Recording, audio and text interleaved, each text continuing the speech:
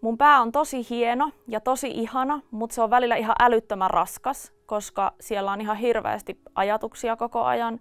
Niiden ajatusten kohdetta on välillä tosi vaikea säädellä. Mä sain ADHD-diagnoosin 18-vuotiaana. Pitkällisten tutkimusten ja ihmettelyjen jälkeen mulle sitten lopulta lykättiin se. Mua on 10-vuotiaasta asti tutkittu. Kaikki vähän totesi, että ei sulla jotenkin kaikki ole ihan hyvin, mutta ei me oikein tiedä, miten auttaa sua. Ja teininä mulla oli tosi paljon semmoista pahoinvointia ja semmoinen merkityksellisyyden kokemus puuttu. Mulla oli paljon semmoista impulsiivista käytöstä.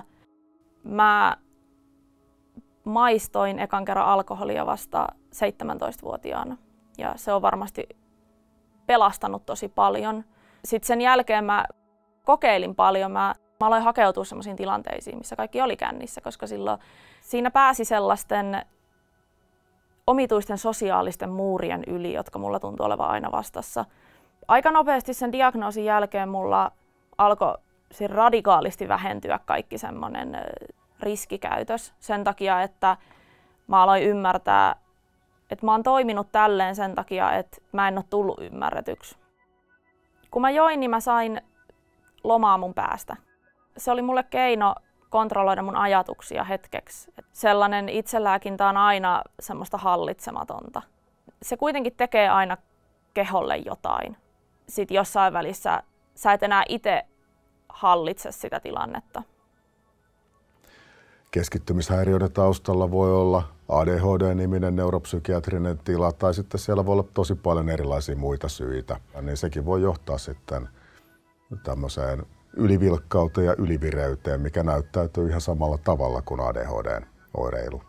Jos lapsella tai nuorella alkaa esiintyä huomattavaa keskittymisvaikeutta tai ylivilkkautta, niin silloin on aika oleellista miettiä, että minkälaiset asiat voisivat olla hänelle hyödyllisiä.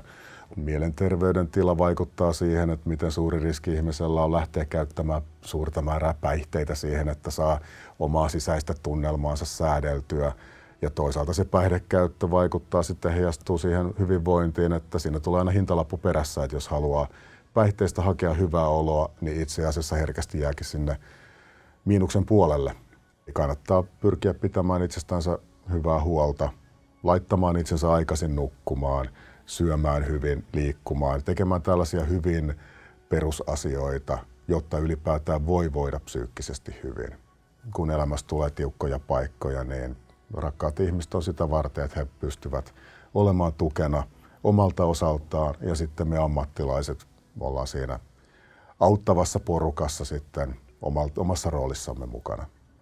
Ihan samanlaista elämää mä elän kuin kaikki muutkin, mutta siinä on vaan tiettyjä semmoisia juttuja, joissa pitää olla ehkä vähän luovempi kuin jonkun toisen.